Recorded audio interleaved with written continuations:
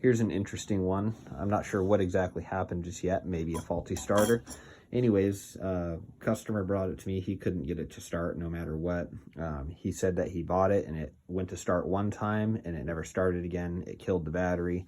So he ended up putting new battery in it and it just wouldn't even start no more. It didn't blow no fuse or anything like that. So what I started finding out, I took the multimeter, I ohmed out the key, I ohmed out, you know, everything else, tested the voltage on a new battery. It wasn't getting voltage to the starter, which I found kind of weird.